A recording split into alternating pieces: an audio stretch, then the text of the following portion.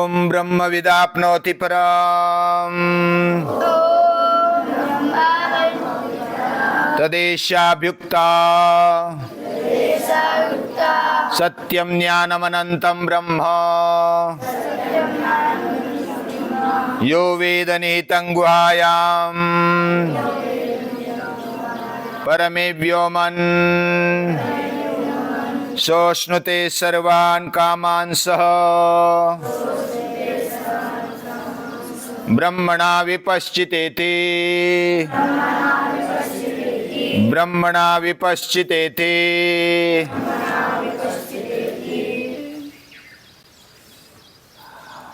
ब्रह्म का तटस्थ लक्षण यानी बाह्य रूप में ब्रह्म कैसे है, वो कदाचित सही भी आ सकता है, कदाचित गलत भी आ सकता है। यानी बाह्य दिखने में समझो कि किसी ने कैप पहनी है और उसकी पहचान कैप से हो सकती है, टेम्पररी हो सकती है, लेकिन कैप न होने पर क्या वो नहीं रहता है। इसको तटस्थ लक्षण बोला जाता है।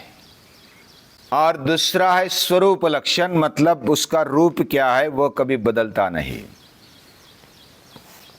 तो ऐसे लक्षण को स्वरूप लक्षण बोला जाता है। तो हम ब्रह्म के स्वरूप लक्षण के बारे में सोच रहे थे। सत्यम ज्ञानम अनंतम, वह सत्य है। सत्य का मतलब होता है जो त्रिकाला बाधित है, यानी तीनों कालों में वो बदलता नहीं, त्रिकाल अबाधित। दूसरी बात, वो सत्य, उसका अस्तित्व कोई मिटा नहीं सकता, या तो वह स्वयं पूर्ण है और खुद का अस्तित्व उसको सिद्ध करने की आवश्यकता नहीं होती। सत्य में सत्ता होती है, शासन करने की ताकत होती है, और उसी को सत्य बोला जाता है।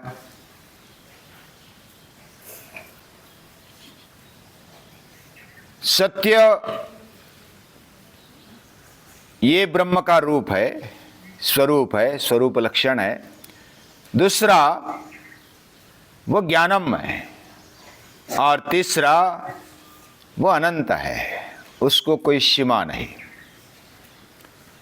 उसका अगर विरुद्धार्थी देखेंगे तो पता चलेगा, यानी उसको समझने में हमें थोड़ी सहजता होगी। सत्य के विरुद्ध है झूठा, अनृत, नृत, अनृत।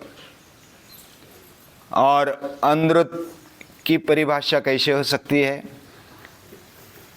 कल हमने थोड़ा सा देखा। जो झूठा है। दूसरी बात, जो अप्रामाणिक है और जो अनित्य है।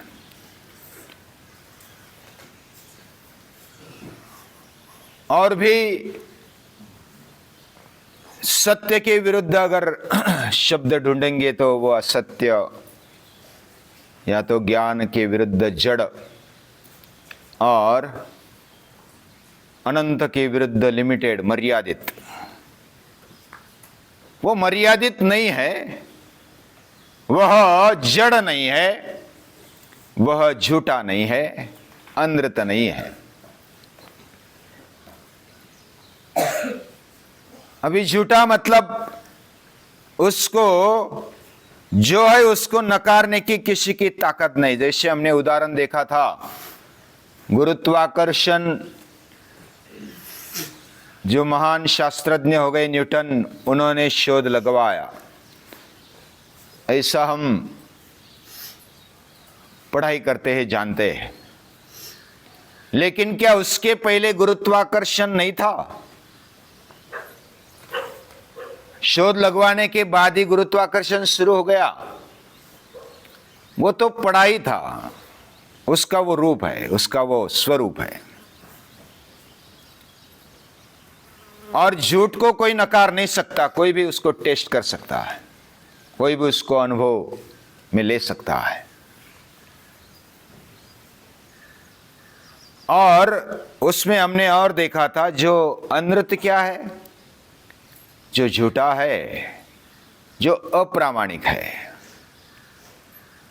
अप्रामाणिक का मतलब जिसने जिम्मेदारी नहीं उठाई, जो अपने शब्द से बंधा हुआ नहीं रहता, वो अप्रामाणिक है।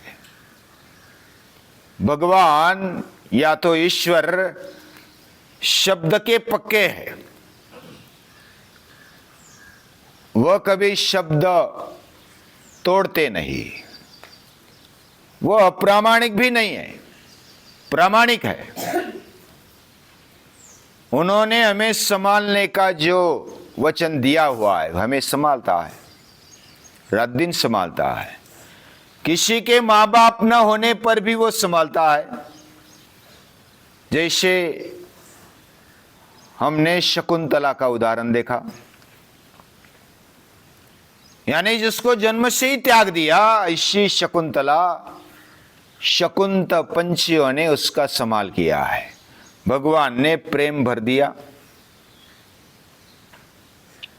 या तो समाज में भी अभी देखने को मिलता है, कोई अगर अनाथ बच्चा है तो कोई ना कोई उसको संभालता है, मौसी, काकी, या तो जो भी आसपास वाले, उनमें प्रेम भगवान खड़ा कर देता है।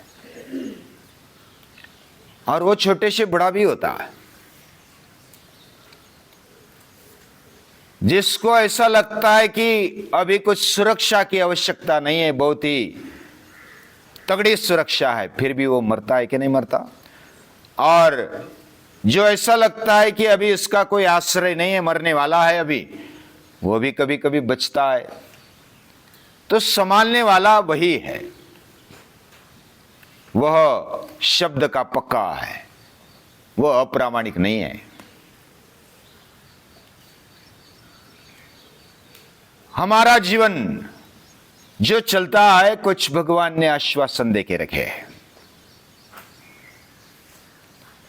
तू मेरा है, तू कभी नष्ट नहीं होगा। क्षिप्रम भवति धर्मात्मा शाश्वत शांति निगच्छति कौन्तेय प्रतिजानी न मे भक्त प्रणश्यति। तू मिटेगा नहीं। और ये आश्वासनात्मक ऐसा मंत्र है, ऋचा है। यह हमें निर्भयता देने वाली ऐसी ऋचा है, सुरक्षा देती है। भगवान हमें स्वीकारते, अपिचेत्सु दुराचारो, हम कितना भी दुराचार क्यों ना कर ले, तब भी वो हमें संभालता है। लेकिन हम सच्चे दिल से, प्रामाणिकता से उसके पास जाने चाहिए। कितना भी पाप न क्यों न किया हो, तो भी भगवान हमें स्वीकारने के लिए तैयार है। वो हमें अच्छा ही देखते और वो उठाते। अपिचेत्सु दुराचारो भजते माम अनन्यभाक् साधुरेव समन्तव्यः सम्यक व्यवसितो सः। हमारे में साधुत्व, सज्जनता वो देखता है। हमारे पाप को दूर कराता है या तो नष्ट कराता है। वो वचन का पक्का है। मनुष्य जीवन में ये बात देखने को मिलती है, सत्ता और संपत्ति से हम उन्मत्त हो जाते हैं और फिर पूछते हैं कि भगवान बहुत निष्ठुर है, वो हम पर ध्यान नहीं देता। लेकिन ईश्वर बहुत ही करुणामय है, प्रेममय है, वो कभी हमें छोड़ता नहीं। कोई अगर बच्चे को बीमारी हो गई, उसको पचता नहीं है, तो माँ उसको लड्डू नहीं देती, माँ उसको पेड़ा नहीं देती, माँ उसको हेवी खाना नहीं देती। बच्चे को लगता है कि अरे माँ मुझे इतना नहीं देती, माँ मेरे पर प्रेम नहीं करती। लेकिन उसको पता है इसको देंगे वो और बीमार पड़ेगा, इसलिए कुछ छीन लेती है थोड़ी देर के लिए,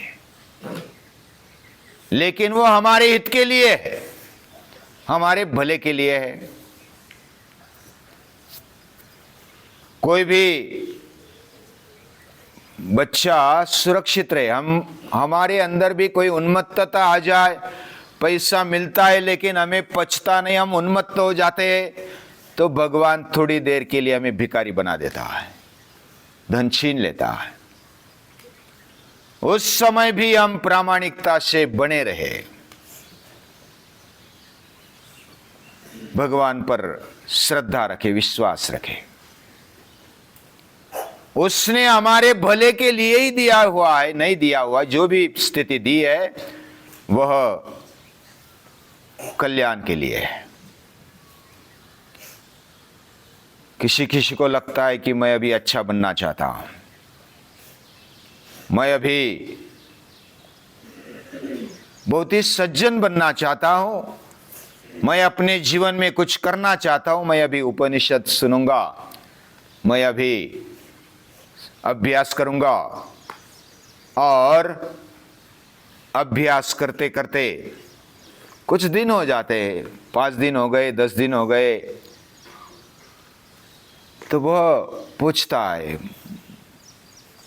मेरा भगवान अभी मिला नहीं है, या तो मुझे कुछ ऐसा बदलाव महसूस नहीं होता है, भगवान मुझ पर प्रेम नहीं करते, मैं इतना कर रहा हूं, अभी तो 5-6 दिन भी नहीं हुए और अपेक्षा कर रहा है भगवान से। भगवान हमें छोड़ता नहीं, भगवान हमें प्रेम करता है, हम पर प्रेम करता है, वह दुख देता है लेकिन हमारे भले के लिए देता है। लेकिन हमारे प्रयत्न भी सातत्यपूर्ण होने चाहिए, प्रामाणिकता से होने चाहिए। कितने होने चाहिए? बहुनाम जन्मनाम अन्ते ज्ञानवान माम प्रपद्यते। भगवान तो स्वीकारने के लिए तैयार है। क्या हम टिकने के लिए, धैर्य के साथ खड़े रहने के लिए, सातत्यपूर्ण मेहनत करने के लिए तैयार है? तो भगवान तो खड़े हैं, राह देख रहे। वे वचन के पक्के, वे प्रामाणिक है, वे झूठ नहीं है, वे अनित्य है ऐसा हमें लगता है। वे अनित्य नहीं है, वह नित्य है। और यह सत्य का अर्थ है। सत्य मतलब जो झूठा नहीं है, जो अप्रामाणिक नहीं है, जो अनित्य नहीं है, वह सत्य है। यानी निगेटिव दृष्टि से हम समझ रहे हैं तो सत्य ये भगवान खुद है, उसको प्रमाण की आवश्यकता नहीं है। कृष्णस्तु भगवान स्वयं, सूर्य को कोई प्रमाण की आवश्यकता नहीं होती, सत्य को कोई प्रमाण की आवश्यकता नहीं होती, अग्नि को कोई प्रमाण की आवश्यकता नहीं होती। उसको हाथ में लेकर देखो, कोई भी हाथ में लेगा तो उसका अनुभव उसको होगा, भले इंद्रिय प्रत्यक्ष नहीं हो लेकिन वो अनुभव जन्य होता है। कोई भी बात मैं देखूं तब भी मानूं, ऐसा कहने वाला उसकी बुद्धि अधूरी है। सभी चीजें इंद्रियों से ही हमें समझ में आती है, प्रत्यक्ष होती है ऐसा नहीं है। वह प्रत्यक्ष होने के लिए हमारा अनुभव भी कार्य करता है, हमें महसूस होता है, और ये महसूस कराने की शक्ति उसमें है। वह ज्ञान है, वह समझता है।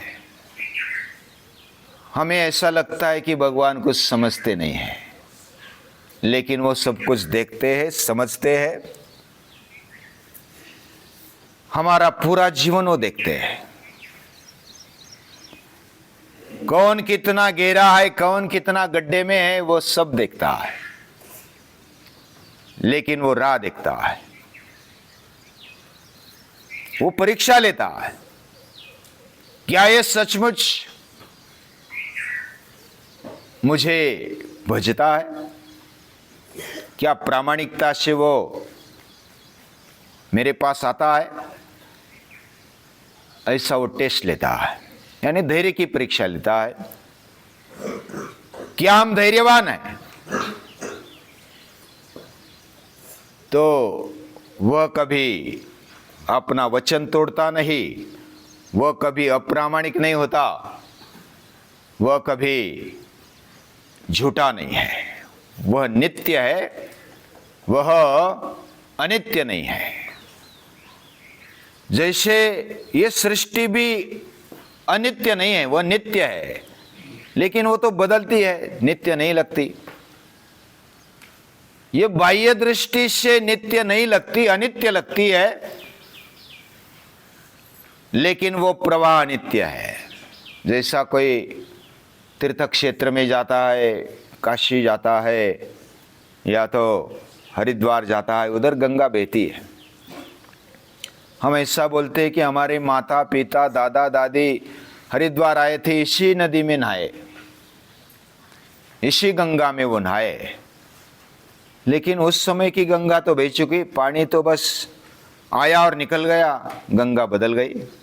बदलती है कि नहीं बदलती? लेकिन उसकी प्रवाह नित्यता है, उसका प्रवाह निरंतर जारी है, और इसलिए गंगा आज भी है। पानी तो बह गया, पानी तो आगे निकल गया, एक पांव डाला तो दूसरा पांव डालते वक्त वो पानी निकल जाता है। तो इस तरीके से वो अनित्य है, लेकिन उसका प्रवाह निरंतर जारी है, तो वो प्रवाह नित्य है। ये भगवान का भी हमें जो सृष्टि के रूप में प्रवाह नित्यता दिखाई देती है, वह भी एक अद्भुत है। यानी उसको समझने के लिए हमारे पास तर्क से बढ़कर हमारी दृष्टि होनी चाहिए। हमारी बुद्धि जहां तक चलती है हम विचार करते हैं, बुद्धि नहीं चलती तो हम मान्य नहीं करते, लेकिन हमारी बुद्धि भी मर्यादित है, वो मर्यादित नहीं है। आगे आने जो भी उसका विशेषण स्वरूप लक्षण बताई दिया, वह क्या है? सत्यम ज्ञानम, वह समझता है, वह हमें जानता है। सूर्य हमें देखता है, किसी के मन में, किसी के अंतःकरण में वो प्रेरणा भर देता है।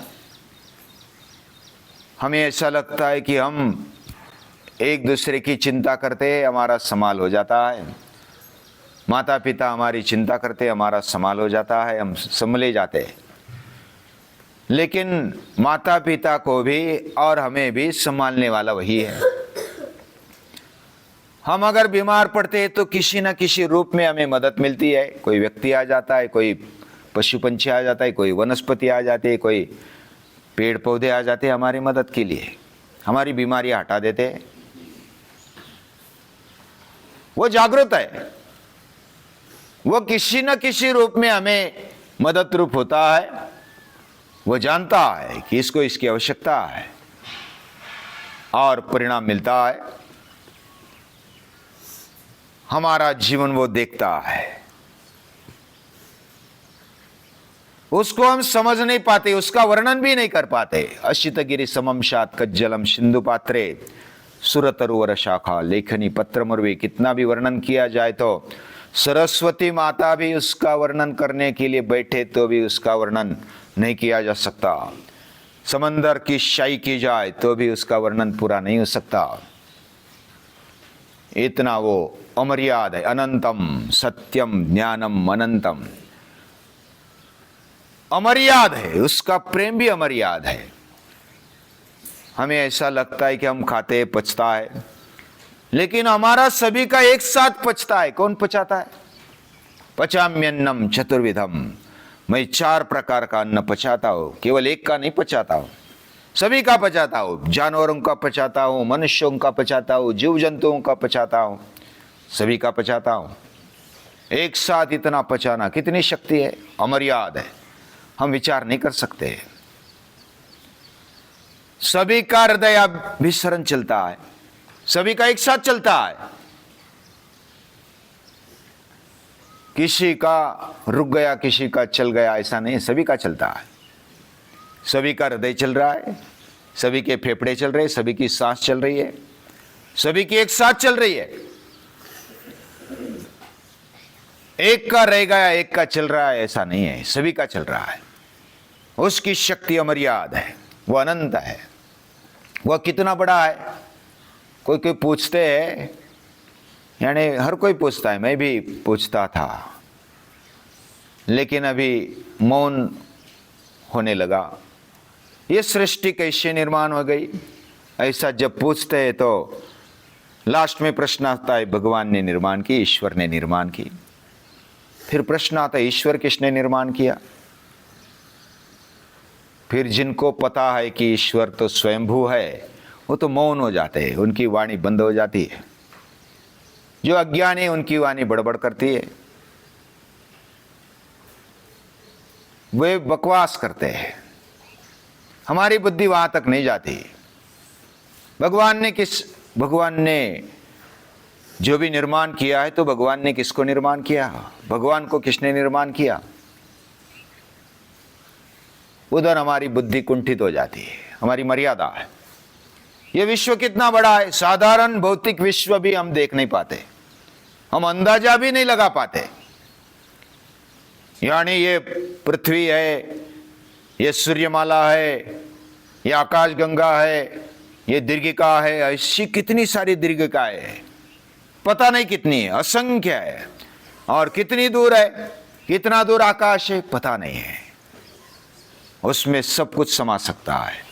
वह सब कुछ समाने के बाद में वो बचा है, कितना बचा है? अत्यतिष्ठ दशांगुलम। जितना भी हम विचार करेंगे उससे आगे है, वो अमर्याद है, अनंतम, उसका हम अंदाजा नहीं लगा पाते। इसलिए जो भी ज्ञानी है वो मौन हो जाते हैं। क्या बोले? जो नहीं समझते उनके सामने तो बस मौन ही अच्छा है। मौनम सर्वार्थ साधनम। अभी जिधर हमारी बुद्धि चलती है उधर चलानी चाहिए, जिधर नहीं चलती है तो बस अनुभव लेना चाहिए, देखते रहो, उसका आनंद लेते रहो। सत्यम ज्ञानम अनंतम ब्रह्म, ये जो स्वरूप लक्षण बताया गया यानी भगवान कैसे है, ब्रह्म कैसा है, तो वह सत्य है। यानी कि उसके लिए जो तटस्थ लक्षण और स्वरूप लक्षण जो भी बताए गए, उससे हम समझने का प्रयास करते हैं। हमारी बुद्धि छोटी है, मर्यादित है, लेकिन फिर भी हमारे ऋषियों ने ये सत्य है, सत्य यानी झूठा नहीं है, अप्रामाणिक नहीं है और अनित्य नहीं है, वह ज्ञानमय है, वह समझता है। और तीसरी बात, वो अनंत है, वो अमर्यादित है, उसका कोई अंत नहीं। हमारा अंत होता है, वस्तु का अंत होता है, लेकिन वो अमर्याद है। इसी ब्रह्म का वर्णन उपनिषद करते हैं। आगे उसका और मेरा संबंध क्या है, कैसे है, ये बात आएगी आगे। हाँ, हम समझने का प्रयास करेंगे। जो भी उपनिषद हमें बताना चाहते हैं, हमारी बुद्धि जहाँ तक छलांग लगा सकती है वहाँ तक लगाए। बुद्धि देने वाला भी वही है और शक्ति देने वाला भी वही है। ये भक्ति के साथ, ये श्रद्धा के साथ, यानी हमारा जीवन चलाने वाला, ये सृष्टि चलाने वाला कोई ना कोई है, इतना तो अंदाजा सभी को आ जाता है। और उतनी श्रद्धा तो रखेंगे, हमारी बुद्धि को चलाएंगे। जहाँ नहीं चलती वहाँ महसूस करने का प्रयास करेंगे। सभी ऋषियों को, मुनियों को याद करते हैं, उपनिषदों को, वेदों को याद करते हैं, उनको दिल से, अंतःकरण से नमन करते हैं।